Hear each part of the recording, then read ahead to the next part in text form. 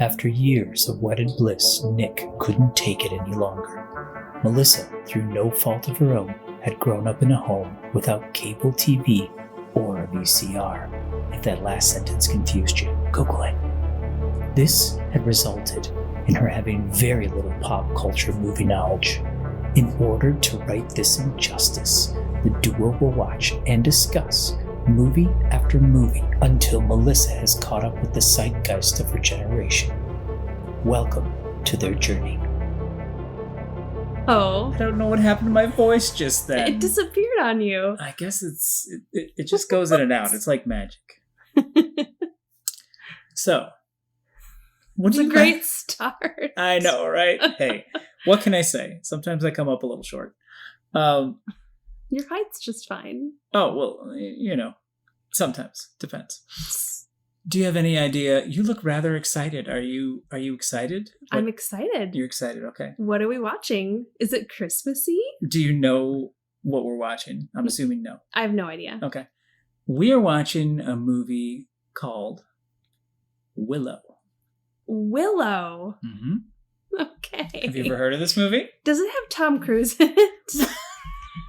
No, that's Legend. Have you ever seen Legend? We started watching Legend one time and I fell asleep. Oh, well, I think we started watching it at midnight. So that's like very late for you. Legend has Tom Cruise in it, like Correct. really, really old. What? It's a really old movie, Legend. What is your definition of old? We always have this. Okay, Willow. We're watching Willow. We're watching Willow, yes. And I'm Okay. adding Legend to the list now that you've said that, but keep going. Does it have the girl from... The girl from what?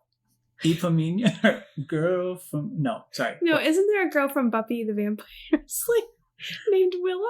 Yes, there is. Okay. Wow. I'm clapping. I'm so proud of you right now for pop culture reference. They have nothing to do with each other, do they? No, not at all. Okay. No. And then before you ask, yes, there's a tree named Willow as well.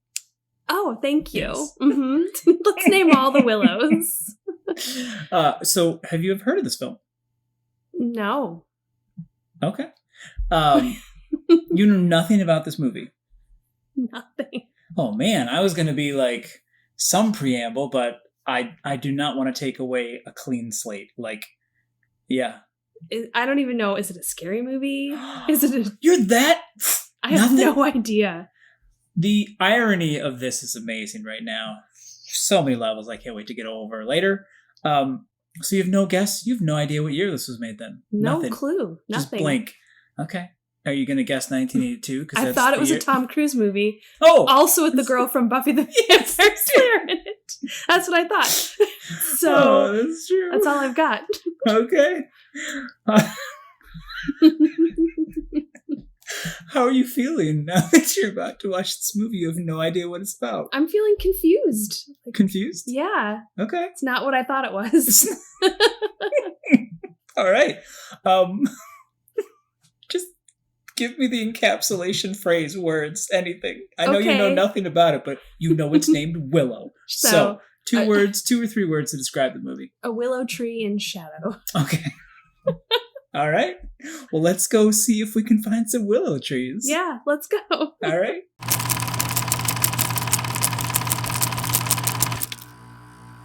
Hi. Hello.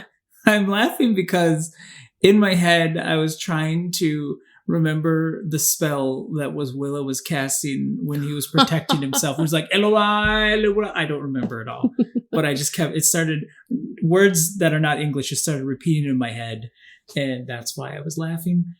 Hi, how are you? I'm good. How are you? I am well, more well than you. You are like, it's like a spell. It's like the evil queen cast the spell on you immediately after we watched this movie and you lost your voice. Yeah. So yeah, that's why you sound more sultry than usual today. Day 4. Day 4. Of the curse. Yes.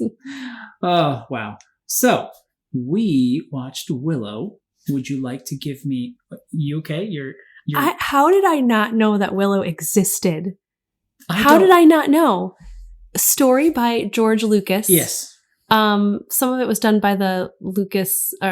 his production company. Yes. Yeah. Yep. There was another... Oh, Ron Howard. yeah, and directed by Ron Howard. And Thank you. His production company. Holy moly, imagine. Yeah. And Val Kilmer is in it. Yeah. I did not know this movie existed. And it hits all of those points for me. I know. I love all those things. I love how your hands are just open to the sky right now as you're talking. It's crazy. When the movie opened and I saw all those names pop up, I was like, what? What? Mm-hmm. This all existed and I had no idea. Yeah. And it's like a fantasy movie. Yeah. And it's just everything I like all rolled into one and I had no idea. And they just so happen to have released a Willow TV show on Disney Plus as well. So. Yeah. Right after we watched the movie, I was on Twitter and I just kept noticing like these like Warwick. Oh, I'm gonna get his name wrong. Davis. Warwick, thank you. Warwick Davis. Yeah. And I was like, wait a second, I just saw him. Whoa, he's looking not much older. What's going on? And what's all this Willow stuff now on Disney streaming? I'm like, is this the old one? Yeah. But is it a new show or a new movie? It's a new show. Whoa. Yeah. With Warwick Davis in it? Yes. And is Willow grown up? Well, I mean, you could tell from yes, he's older. Yes. No. Willow. I mean, no. Yeah. Lorelai? I'm getting it wrong. Yeah. The baby? The baby. I just know it exists. I've done spoilers for myself. I didn't want to know. Mm-hmm. I was like, hey, it would be sweet because I wanted to watch the show with you. But I'm like, she hasn't seen the movie, which is the whole point of our little journey here is all these great things you haven't seen. That's why I was excited to do this one. Also, it hits so many of the notes. I don't think you were into like Lord of the Rings when you were a kid, like probably not so much, but you got super into it the past couple of years. So I was like, the fantasy is strong with you right now. So I wasn't into Lord of the Rings because I didn't really know about it. Case in point, you didn't know about most things. Yes, I would have totally been into it had I known true. about it because That's I was into so that all of these things I was like, oh, this is totally up my alley. Yeah.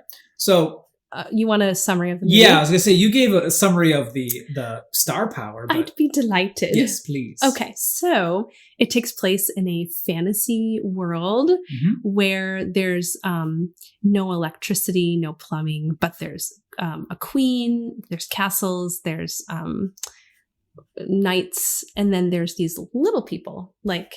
Yep. It's hard not to compare them to hobbits, but yes. These little people. Yep. And so there's been a queen, an evil queen who has been reigning for a long time. And there's a prophecy that a baby a girl baby, will like ruin her reign. And she wants to destroy this baby before the baby gets a chance to grow up and the prophecy becomes fulfilled. Yeah. So she starts going after all of the pregnant mothers in the village, and she knows who the baby will be because there will be this birthmark on the inner part of her arm. Yep.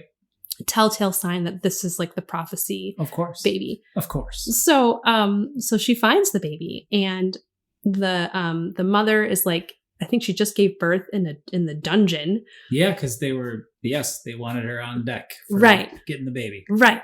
She wasn't going to miss the prophecy baby. No. And then, so they see it's the baby. They're like, all right, we're going to get rid of this baby.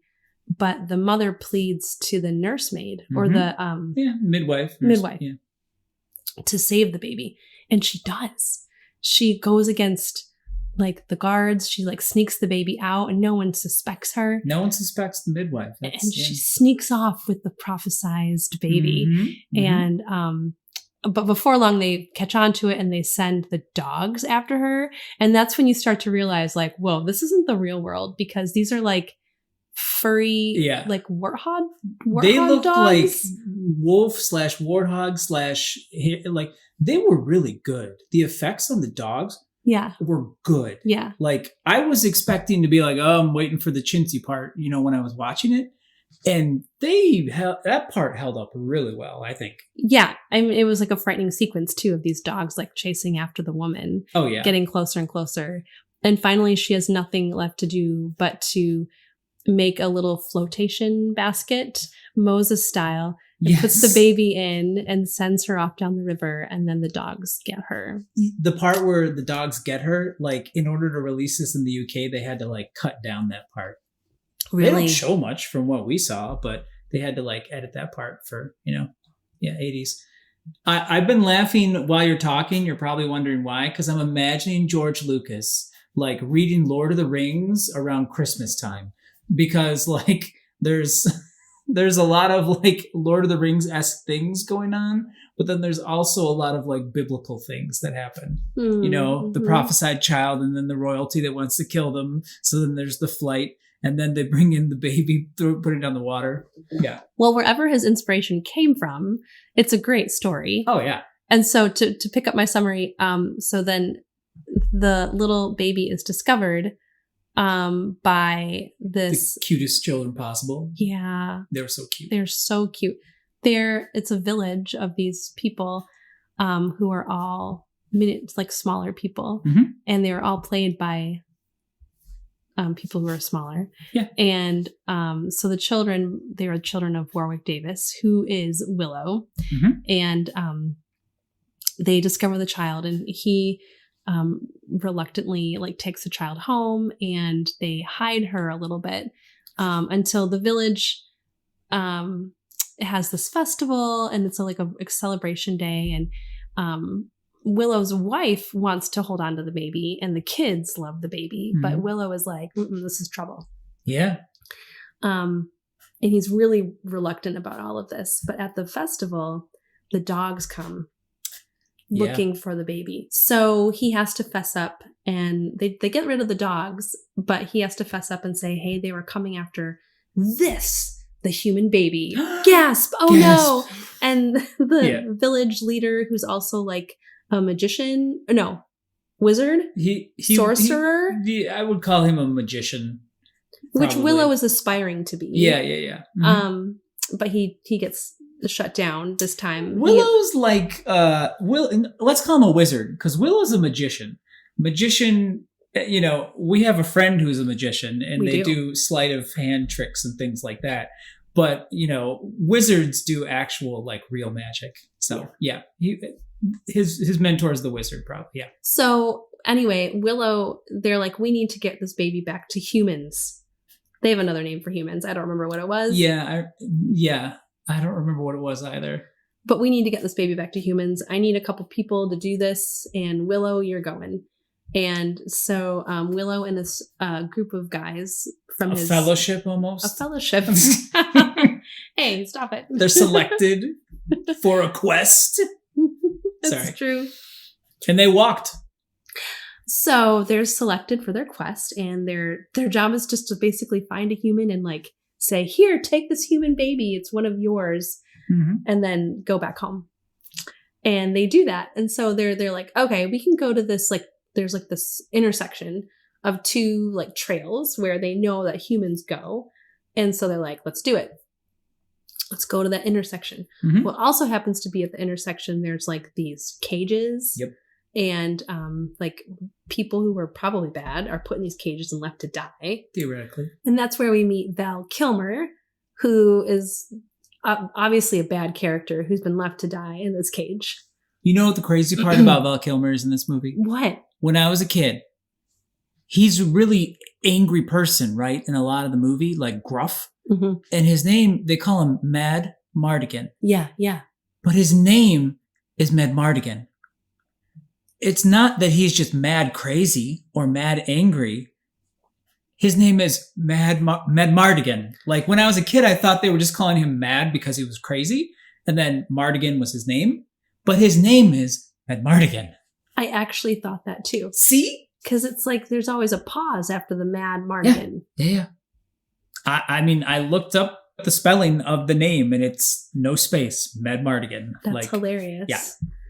Well, the other guys are like, okay, we made it here. Let's just leave the baby here. We're done. Or hey, let's take this criminal out of the cage and give the baby to him. Sure. Yeah. They just want to get back to their town. Yeah. Exactly. But they convince Willow to do that, where they leave. And then Mad Mardigan convinces Willow to let him out to help.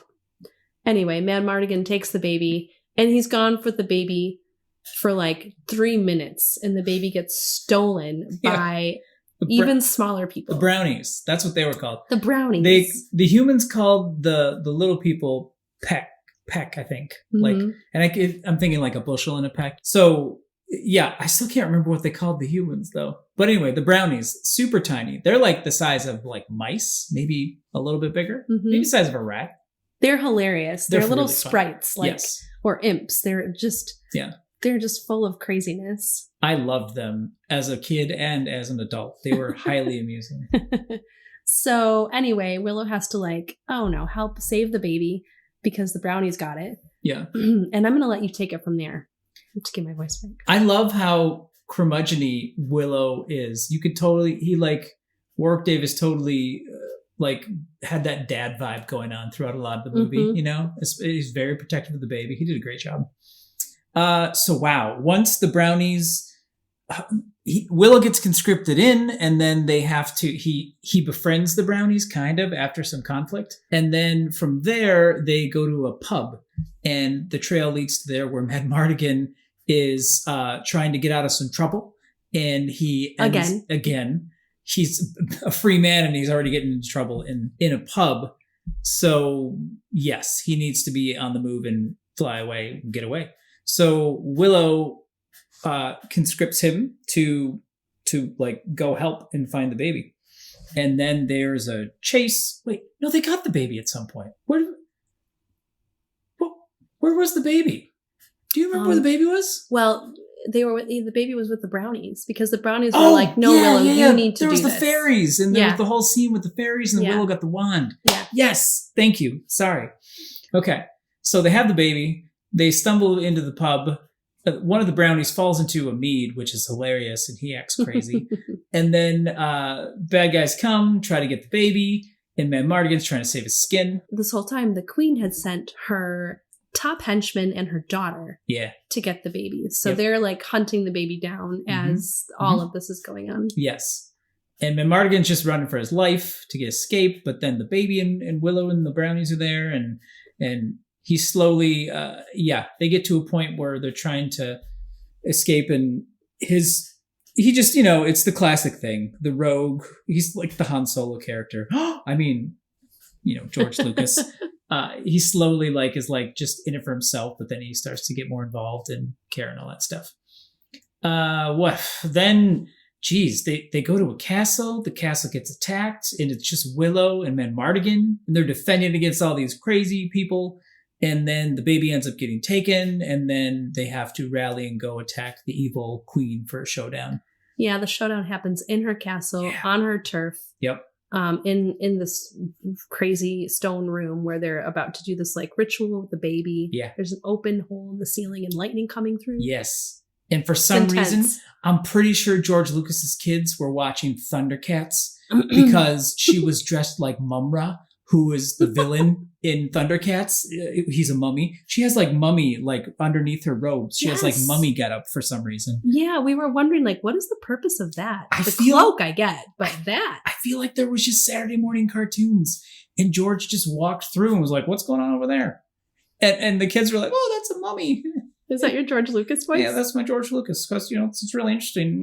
I see that stuff over there. It looks nice. I obviously don't do that one a lot, but it's just what I picture.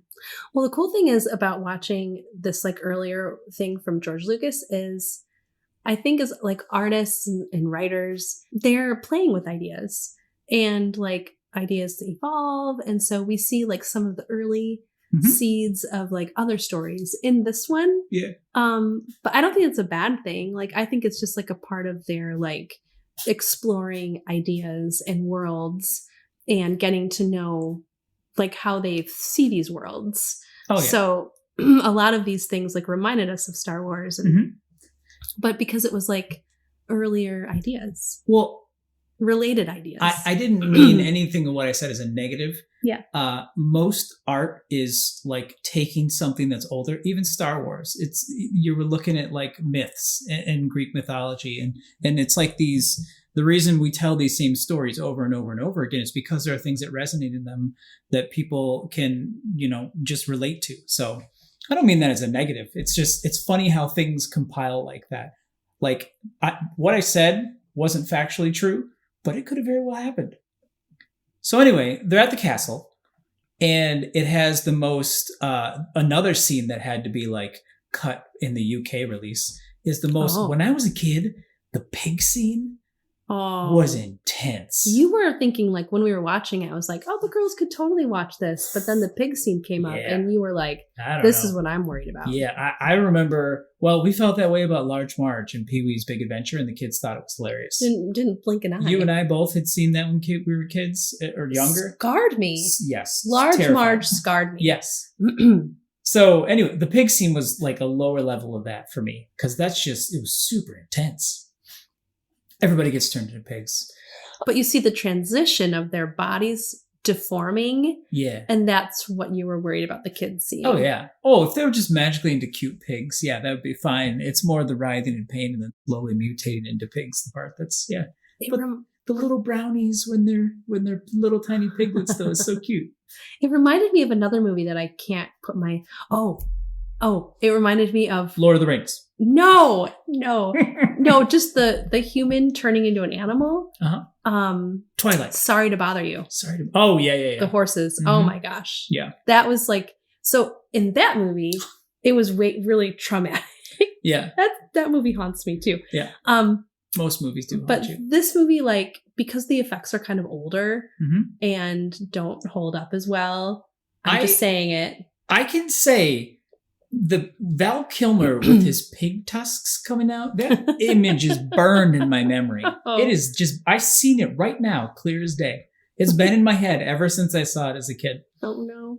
That is fine. But it's just like, it's a very intense picture, like to see. Yeah, the moment is intense. Yeah. But I don't know. Oh, I think kids today the Val would Kilmer be like, one was amazing. The Val Kilmer part, but some of them were a little, like some of the effects you could definitely.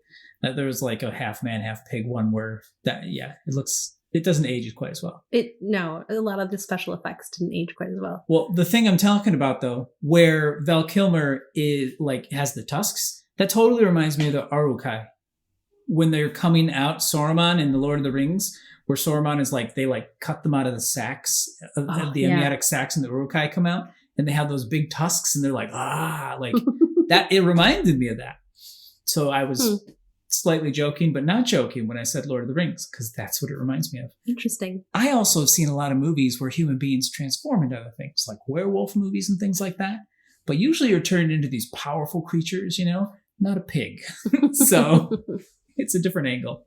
Anyway, longest summary of our entire podcast here. Yeah, we went really in depth in that summary. Yeah. But, it's not done yet. At the end, they end up infiltrating. Willow wasn't a pig. They do a Trojan horse type thing because he finally helps the wizardess. Yeah. We'll go with sorceress. Let's go with sorceress. Okay. Sorceress. There was a good sorceress this whole time. She was a talking animal. He finally gets his mojo so he can transform her back into a human. And so she uses her spells to restore the good army to humans. And then they do a Trojan horse thing, even though there were pigs, to get the bad guys to come out so they could get in the castle. Epic battle scenes, sorceresses fighting and throwing each other. And then Warwick uses his amazing sleight of hand to psych out the sorcerer queen. So non-magic magicians end up saving the day. Yes, exactly. Mm-hmm. It's an illusion. I can do that with my voice lower. You can. It's nice.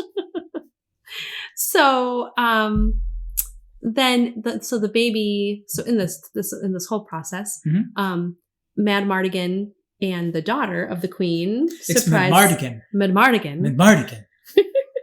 There's a little relationship between the two. So they adopt the baby. Yes. And they get the nice, clean, beautiful castle. Yes, they do. And Willow gets to go back to his home. Mm-hmm. And his kids are still adorable and wonderful and all is well. He was on a tiny horse too. He had a little horse he rode in and it was really cool. Yeah. It was a great movie. It was a great movie. I'm so glad we watched it. I really enjoyed it. I could tell based on the look on your face when we were watching certain points. And at the end, it has this scene of the valley, I think it ends on. It's like this beautiful green valley where the village is, Willow's people. And it's just a pretty ending. Yeah. I could see you like not wanting to leave the realm kind of a thing when you were watching it. It was cool. And some of it was shot in New Zealand too, right? I think so, yeah. I don't know. It's just such a beautiful. It was beautiful. Yeah. Yeah, I hate leaving fantasy worlds. It is nice. Once you're to the happy ending part, it's great. Yeah, exactly. So, what was your favorite part of the movie? I think it was the first thing that pops into my head is the relationship between Willow and his family and his kids. It was just so innocent and sweet and just beautiful. Yeah. And the acting was just so genuine, and it was just a real sweet thing to witness. Yeah. It was really cool. Yeah, it was cool. What's Warwick Davis said that it was the largest ever casting call for little people, like at the time when they made the movie. There were like 240 people that were hired for the film. So that village was like, you could feel it. You could feel like the community and like the warmth in those scenes. Totally. It was totally really cool. Yeah. And there was like diversity amongst the little people. Yeah. So that was really cool to see too. Yeah. My favorite part of the movie, I'm a sucker for like when they have, I like the Han Solo redemption type characters. They're fun to watch, you know? I like the scene where Mad Mardigan, you got me doing it too now. I'm saying Mad Mardigan, where Mad Mardigan has to like redeem himself and fight the big Skeletor. I mean, the bad general. I like that. But the Brownies too. I really like the they Brownies. were really fun too. And the effects that they did, like the way they made the visual effects with that. Yeah. Like, so speaking of the effects, you mentioned earlier some of them were a little but overall, how do you think the movie holds up? I think it's dated. Yeah. Yeah, I mean, you watch it and you know, like when it was filmed. Yeah. When was it filmed? You had guessed. I should not have said that. Actually, this was one of the times where you just refused to guess. You had no idea. So I still don't really know. You really don't know? Okay. 81, 80. I really don't know, babe. It was 1988. Nice. I also really liked, where it was filmed and like the scenes, like in nature, like the setting was really cool. The castles were fun. They had a lot of good practical effects in the movie though. Okay. And like the villages, the sets, some of the creature effects, some of the practical were good. The dogs were really good. The dogs were really good. But like, like I think the armor and things of that nature all looked really good, and the swords and stuff. So I feel like it held up well in general. And the parts where it's kind of, it's still fun and it kind of like, I don't care. You know what I mean? Like, yeah. Yeah, I was also going to say that I liked the relationship between Mad Mardigan and Willow. I like that play. Like when at first they're just totally like against each other and only wanting, something for themselves. And then, they warm up to each other. And I just like that in a story too. Yeah. So that was really cool. That's a fun And it seemed also very like genuine at the end. Mm-hmm. What was the worst part of the movie for you? The worst part? That's hard to say. It is. It's probably just the effects. They were just pretty lacking. Like at the end with the sorcerer and the showdown and stuff, like those effects were probably the thing that like took you out of the film the most. Yeah. I think personally, like the exposition of the evil queen, like those are probably my least favorite parts. Like as a kid, bad guy just kind of talking is kind of, less amusing for you. It's a little boring for a kid. Bad woman's speech. Exactly. Yeah. It could be a bad woman or a man. Really, it's just the exposition of bad guys sometimes can be rough. Like that's why, it's hard to have really good expositional like lines and stuff. So yeah. You got me monologuing. That was a good one. Yeah. Sorry. Getting me off topic. I know. So, what, if any, messages do you think were in this film, Melissa? Well, the message I take from it, knowing that it was like early George Lucas, is just like keep doing what you're doing. Like as a writer or an artist or like someone who's like making something, like like just you start with one thing and you keep going. That's my personal takeaway. Sorry, What? I'm laughing because you keep saying early George Lucas. It's not early. This is like 10 years deep into his career. Yeah. Probably 15 years. I mean, in the scope of his whole career, it's early. But, overall, it's not like his early formative years. I think it's almost the part where he's having fun. Like, he'd made all the Star Wars, the first, the real 3 Star Wars. And then and he made Indiana Jones, a couple of those. Oh, wow. That really puts it in a timeline for me. Yes. So I really think this was just him, like, having fun. Like, he didn't direct it. He wasn't produced. I can't remember if he produced or just did the story. He probably did do some production. But anyway, yeah. Super cool. Yeah. So how would you rate this one? Fantasy fun. Fantasy fun. Like, if you like fantasy, you really have to see this one. Don't be dissuaded by the subpar effect, the aged effects. It's still super, super fun. Yeah, totally. Awesome. Okay, so if there were a prophecy about you Okay. as a baby, what would it have been? Whoa. Wow, that is really funky. So a prophecy about me as a baby. Yeah, like there's a prophecy about this baby, right? Like, whoa, if you were as a baby, there was a prophecy about you. What would the prophecy have been? The first thing that comes to mind is like I was born like 10 years after my parents had their first 2 children. Mm-hmm. So it might have been like, I don't know, you may be surprised by a baby or something. Because I think I was a bit of a surprise. She will be unexpected. She will be unexpected. And when one comes, then comes 2. Oh, yeah, that's very cryptic, yes. Yeah. And right. My prophecy would have been, you will have this one and never another. You will have I know what your prophecy would be. What's my prophecy? You're going to agree with me. Okay. You will have this one and its curse shall be passed on. That's true.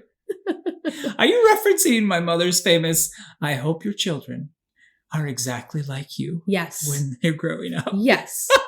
She has cursed me many times. Melissa, I'm sorry, but I hope you have one just like Nick. Amazing.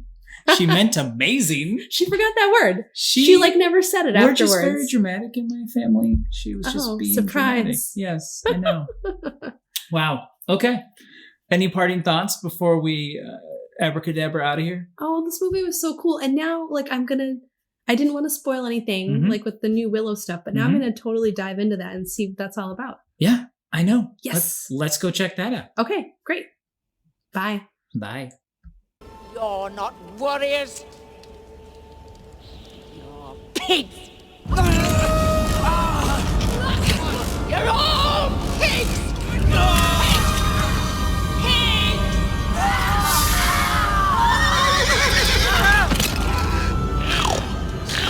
Excuse me. Are we having a party? War Danalora. Willow. Luwatha Danu. Believe in the word. Tuwatha Tuwatha. Concentrate. Locks. Man Mardigan. Luwatha Danu. Tuwatha Tuwatha. Oh no. Locked War Danalora. Locked War Danalora. Luwatha Danu. Man Mardigan. Tuwatha Tuwatha. Danu. Willow. Locked War Danalora. Willow. Tuwatha Danu. Tuwatha Tuwatha. Danu. Locked War Danalora. Tuwatha Danu. Tuwatha. Mad Mardigan! I'll take care of the baby. Blackroot? I am the father of 2 children, and you never ever give a baby blackroot. Well, my mother raised us on blackroot. It's good for you. The tear on your chest, doesn't it, Dick? Her name is not Styx. She's Alora Dannon, the future empress of Terrace Lee. And the last thing she's gonna want is a hairy chest.